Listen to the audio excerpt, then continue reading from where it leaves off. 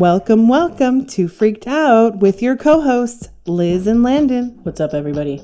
It feels good to be back. We have been dying to get back on this podcast and keep on blowing your minds away. We have definitely had quite the adventure when we traveled across the country, but we are finally settling in and getting back to the routine of the podcast. It definitely is making us happy as well. And we're continuing on to our spooky season. Yes, I want to give you guys a personal experience of ours on our trip. We had stopped into Quebec since we had started our trip on the late side due to our car light having to be changed due to the crazy hit and run situation. We were exhausted, and Catherine, you guys may know her as Miss DIY, she's our main eyes and ears on the podcast page as well. Well, we wanted to finally meet her since she was also out in Quebec. Absolutely. Liz also wanted to get at least one photo with her, but that didn't happen due to our dogs not allowing us to even do anything. Right? It was not easy being in a hotel with dogs, so we wanted to make sure that we headed into the suite quickly and get up early and have a really early start to the day. Well, I am not as spirit sensitive as Liz is, but even I was feeling some sort of hands like caressing my face, and they were touching my hands and my neck all night long. I definitely did not like it. Oh yeah. First thing in my head was, oh my God, this place screams Cecil Hotel. Make sure to check out my YouTube channel and watch the traveling videos we posted so you guys can get a visual on it. As soon as I got in the hotel room, it had mirrors all around. And in the washroom, there was this bellboy spirit with a bellhop hat, dressed in a pleated pantsuit with stripes on the side, holding a towel for the shower I was about to take, and one arm behind their back. I believe at some point, the light they had in there was a spinning one, like, one with a fan on it. I kept seeing this man hanging from a noose, and a few kids wandering about, laughing and playing catch. I think it was the kids who were touching you, honestly. I felt that all night long on that brick wall of a bed that we were sleeping on. Oh yeah, they did not like us. The spirits were also not so welcoming and did not want us in that room. I couldn't sleep a wink in there. I think I maybe slept 30 minutes combined. Yeah, I would definitely say even less for me. Did any of them try to talk to you, though? Nope, had no interest in talking. They literally stuck their noses up at me. It was wild, and I felt like I was stuck in another universe. I wanted to really look into some things that happened in that spot, but I feel like they really don't want me to. Maybe one day. Either way, I just had to share. It was a very odd place. Also, guys, Liz and I finally gotten our photo shoot done for Halloween. We will be sending out 5 chosen people from our active patron side and their mailing addresses, since we will be sending out signed photos of us. Woohoo! Yes, we will do this every time we get a new tier on the podcast as well. We will be announcing this on our Freaked Out Podcast Facebook group, and we will be contacting those winners via email for their mailing addresses. I can't wait to send some of these photos to you guys. All right, now that we've filled you in with so much, and we'll keep filling you in on things as we progress, let's turn our focus back onto the yogurt shop murders. We have had this one on the list since we started this podcast, but it kept on getting postponed. Like most cases, I've never heard of them until you guys bring them to me. I had a hard time with this case, but only because there were so many of them stepping forward with their own versions of what happened. So I had to kind of put the pieces together myself. All right, let's dive in. On December 6, 1991, 15-year-old Sarah Harberson and her 13-year-old friend Amy were hanging out at the North Cross Mall in Austin, Texas. According to sources, they were killing time on the, chilly Friday night until Sarah's sister Jennifer and her school friend and co-worker Elisa Thomas, both 17, were done their late shift at the I Can't Believe It's Yogurt shop located in Hillside Strip Mall. A little after 10 p.m., Sarah and Amy made their way back to the yogurt shop to help close up. All 4 girls had plans to go to a slumber party. Just before midnight, Austin Police Department Officer Troy Gay had noticed rising smoke from the strip mall while out on parole. The officer reported the fire, and the firefighters soon arrived on scene. As they were extinguishing the fire, they came across this horrible situation. Jennifer, Sarah, Amy, and Eliza were dead. All of the girls were naked and bound and gagged with their own clothes. Amy's body was discovered in the middle of the back room, while Jennifer, Sarah, and Eliza were found in the rear of the back room, shoved close together. Eliza and Sarah stacked on top of each other. The girls' legs were spread wide open, and an ice cream scoop was placed between one of their legs. Their bodies were burned to a point of almost not being recognized. Whomever killed them had put napkins and other items near them and on them to set ablaze with lighter fluid before they left. The autopsies done on the girls had determined that they were all shot in the back of the head, execution style. And sadly, at least 2 of them had been raped.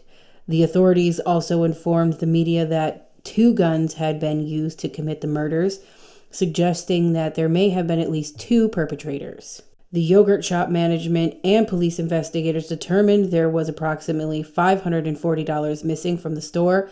The police did a pretty extensive investigation, however, were never able to crack this case. Well, from the start, there was a number of issues with the investigation. Since the fireman was responding to their job, it could have potentially washed away precious evidence. Based on the level of someone being experienced in how they placed the bodies, they felt like this person was a seasoned serial killer. Which led them to Kenneth McDuff, who was suspected for at least 14 murders and was the person suspected of the broomstick murders. I remember hearing something about that one. Wasn't that one called that because the woman was killed with a broomstick? That's the one. And we will cover that case at some point as well. The police questioned him about the deaths, and he was sent to death row. And he confessed to those murders the day of his death sentence. He thought it would get him out of being murdered or something. Of course, it didn't end up happening like that. 8 days after the murders, the investigators got a tip to look into a teenage Maurice Pierce. The 16-year-old was seen at the mall with a gun on the very same night. The gun was also a .22 caliber. They had also questioned some of his friends, Michael Scott, Robert Springsteen, and Forrest Wellborn. When his gun was tested, ballistics showed it did not match the murder weapon at all. And the DNA didn't match any of them either. So they let it go. Years went by and no arrests were made. And then one of the suspects, Michael Scott, confessed to the killings. And then so did Robert Springsteen, also confessed to killing the girls and raping one of them. After the confession, the police were convinced they had their killers. They did get convicted, but they had a lot of evidence that they were coerced into confessing, including having a gun up in one of their hands. The DNA did not match, though. Most of the authorities feel like they had their right 4 guys all along, and the first man must have helped them, who was more seasoned. A lot of other people think it's someone else. There were a few others saying that there were 2 men at the yogurt shop and they didn't look like they were planning to leave anytime soon and were hanging out just before closing time. They never found anything on these 2 men, so nothing came of it. So crazy. I can tell you so much about this case as all 4 of these women want to talk about the situation. Let's get into it. I know that you have a lot to say on this matter. My first question for this case is, where did this all begin? I like that you asked where, because it didn't start at the yogurt shop. And Amy and Sarah were having so much fun. Amy wasn't allowed out a lot. She didn't get to spend a lot of time outside away from her family. And since she was going to a slumber party, her parents didn't really know she would be out this late. But due to the circumstance, it was the most alive she had ever felt. She said she was interested in going to the mall and hanging out with boys and eating snacks. This was one of those dream come true moments for her. And from what she shows me, Sarah was one of her cooler friends.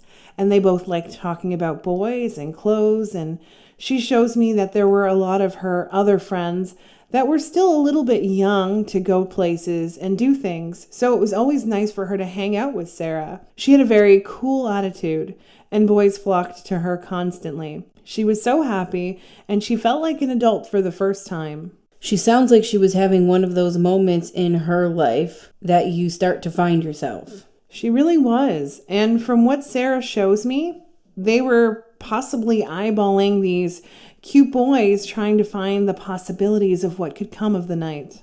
You had mentioned earlier that something connected to these two at the mall is where things started. Would you please let us know what you mean by that? I see that the two of them were talking to boys a couple of years older, like I'd say 17. And one of them was a lot younger. I feel like he was about 11, 12 years old. And they were all hanging out and talking. I feel like the girls were getting ready to say goodbye, and once these boys had mentioned to Sarah he thought she was pretty and to give him a call sometime, she took his number. And while this exchange took place, I feel like Amy noticed two older men behind them. She said that the one was blonde and following her. Did they know these two men, and how old would you say they were? I feel like these two men were 24, 25 years of age. And I feel like the two of them were watching the two girls pretty hard once they noticed them.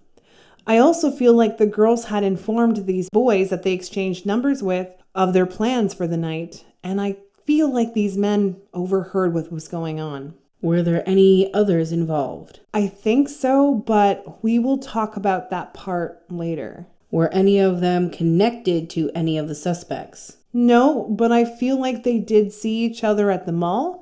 Don't get me wrong. I feel like the boys that were at the mall that are suspects currently were trying to impress everyone with their gun and talking about it a lot. And of course, passerbyers were hearing all this in disgust. So I'm sure it made them look crazy. And although they don't have squeaky clean backgrounds, I don't feel like any of them are capable of murder or rape for that matter. Thank you for clearing up that part. Well, from what I see, these two men didn't really say anything to these girls, but did follow them out of the mall. I feel like they hopped into their car and followed them. I keep seeing red and blue for their car. I feel like both of the men had their own cars, but I think that they only got into one vehicle. I also feel like there might have been like a lightning bolt or some sort of music symbol on the car. It looks like it was like gold, and I feel like it was put there by hand.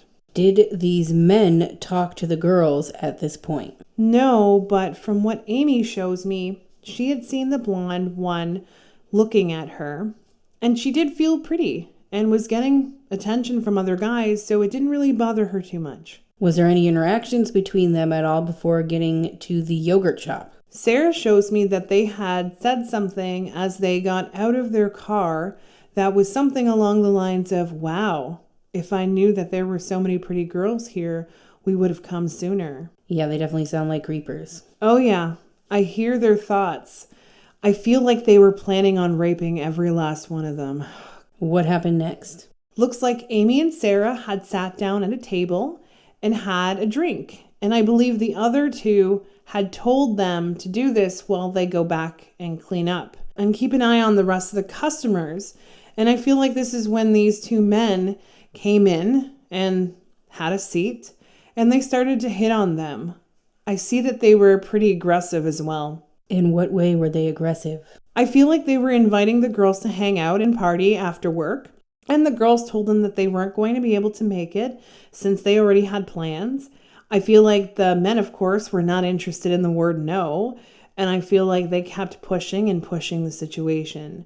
Now, Sarah became uncomfortable with the way this guy was talking to them, so she did start calling out to her sister, but in not a very obvious way. Her sister Jennifer came out of the back and she started to tell these guys to get out since it's past closing time. Now, from that moment is when things started to get aggressive. I feel like one of these men, the blonde younger one, took it upon himself to lock the door. Can you describe these two men for us? I feel like the two of them are related or really close. Either way, they've known each other for years and years and isolated themselves from people. I feel like they were rejected in high school. I see that they were bullied, and I feel like they had done bad things before. The first guy, the blonde one, is more charming, and the other one, whom I think is brunette with a mustache, kind of looks like a porn stash if you ask me, he seems to have like a bit of a scar on his face somewhere too. I feel like they were both wearing like tight jeans. I feel like they were both really skin tight too. They're very skinny. I even feel like one of them was wearing a muscle shirt. They were both a little over 5'10", I would say. They seem to be pretty in control of the situation. What happened next? As you can imagine, the girls started to get scared and worried, and I feel like this time is when Eliza came from the back. She also started to tell the men to leave, or they would be calling the police on them. I feel like these two men started to pull out their guns and told the girls that they aren't in charge. I know a lot of people in your comment section ask this question, but why is it that spirits won't reveal the information on their culprit? Yes, so with spirits, they can spell things out for us. They can give us clues and details, but they can't give us everything. We have to be the ones to figure it out. It's our screw up. We have to be the ones to solve it. If they could do that, they would save everyone from death, solve all crimes.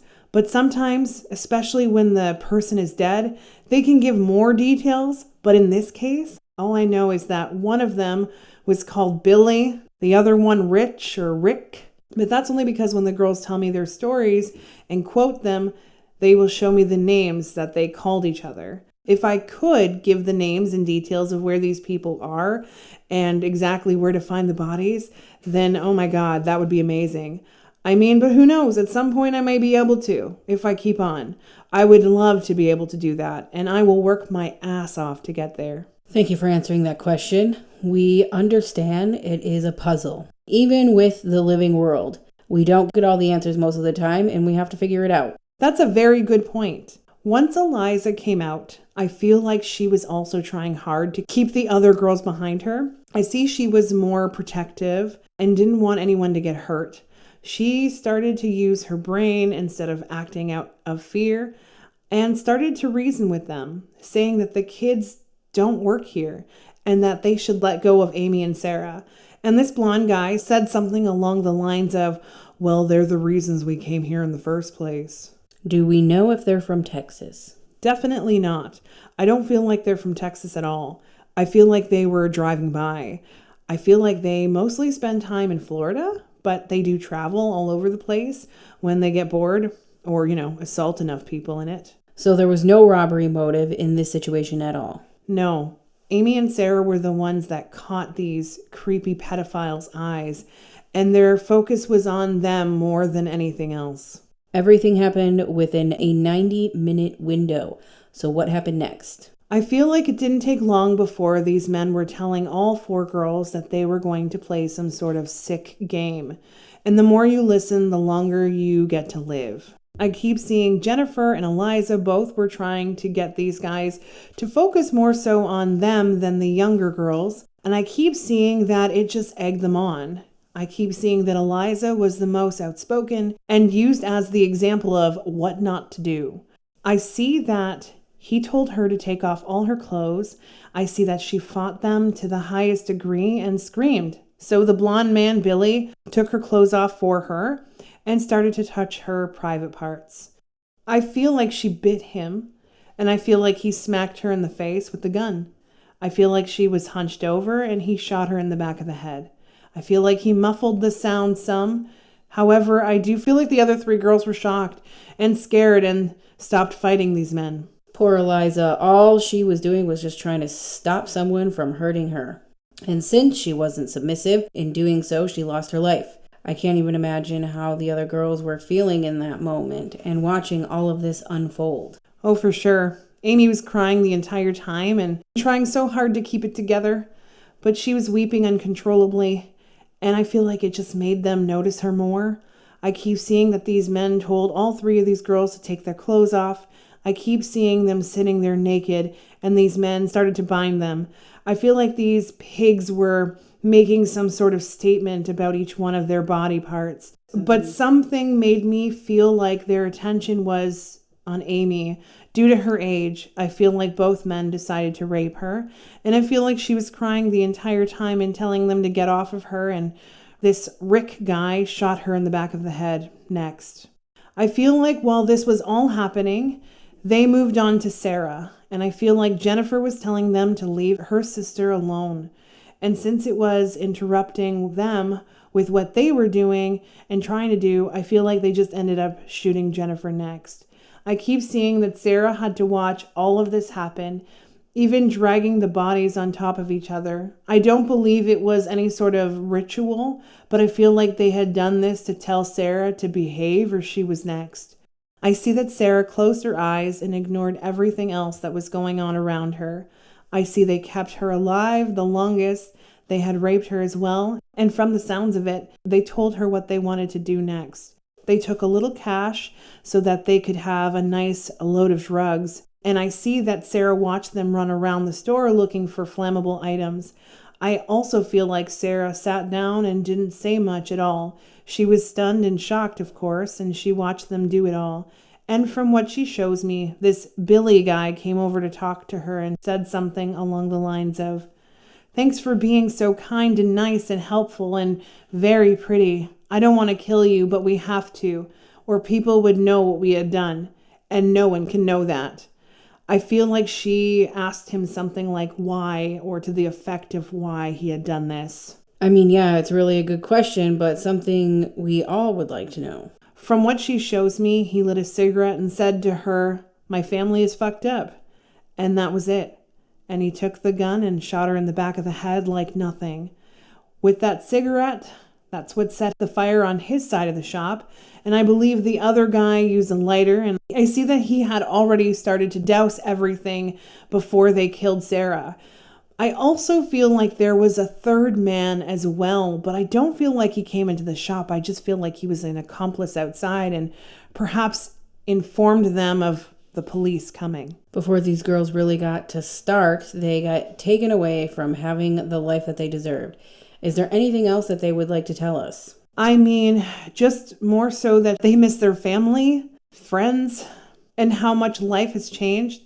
They just want everyone to know that they're okay. It took them a long while to find peace, but they have each other. That is good that they have each other. Is there anything else that you could tell us about this case or these men? Well, I can say that they left and went back to their home state of Florida. I keep seeing that the two of them never killed again, maybe raped or other things along those lines, but I don't feel like they got the option to do it again. And even if they did, they were worried on how things would end up in the media, and perhaps they'd get caught for this particular case too. So they didn't want to draw any attention to themselves and kept their killing urges minimally and hunt instead now. Do you know what they hunt? I really don't, but I keep seeing crocodiles and army patterns, maybe a swampy area too. They live pretty much off grid. I do feel like the two of them have missing teeth and one of them walks with a limp. I feel like one of them has a bum knee. I also feel like they both did have wives later, but both lost them based on abuse. I also see a few kids. I feel like one of them has a daughter, and I feel like the other has two kids, but I feel like he never sees them, and they moved out of the state.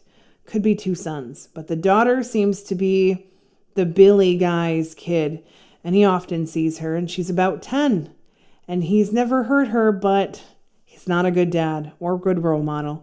I feel like things will surface about him later too. I feel like they do have their DNA samples in the data system, and it's very possible to get caught. So anyone feel or see any suspicious people doing some shady things, call the cops. These guys have managed to stay off the grid for a long, long time. So if they get in trouble with the law, will they get caught? Pretty much. I know that they will be linked to their deaths, but of course they won't confess, or at least they won't for a while. One of them will eventually crack. I really hope this happens soon.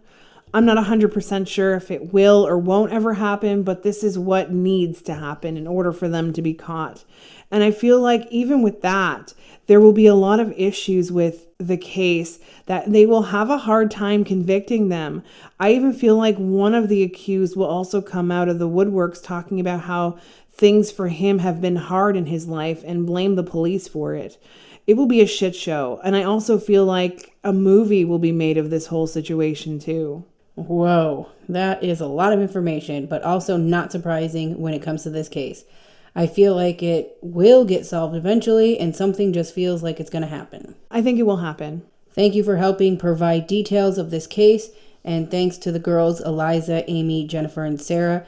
I hope you all have some peace now. I also wanted to mention, since Liz and I keep getting asked about this, about the Jeffrey Dahmer case. Yes, people often ask me if we will cover this case. I asked Liz if she would ever cover this case, at least from the victim side of things, and she has agreed to do so. Yes, we have a bonus list of episodes when it comes to our Facebook group. And if we can get our group to 15,000 members in the group, I will make a full episode of the victims of Jeffrey Dahmer and see what we can find out as well. I'm really looking forward to that. So guys, make sure to join the Facebook group, add all your friends, your family, everybody. We have over 10,000 followers on Podbean. So if every single one of you have joined us on the Facebook group and added a few friends, I would feel like we could get to this goal a lot faster. Let's make this happen. Yes, let's help out.